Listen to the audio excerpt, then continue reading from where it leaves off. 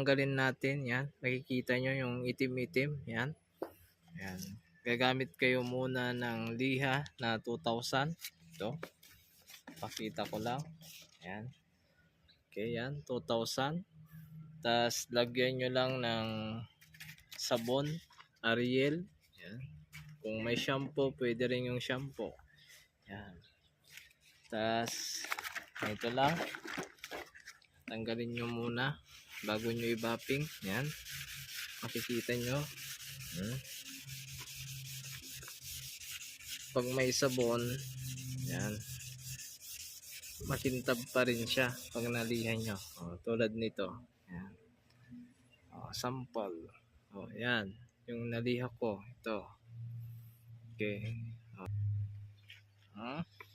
Tapos i-bapping nyo na pag ganito na. Yan.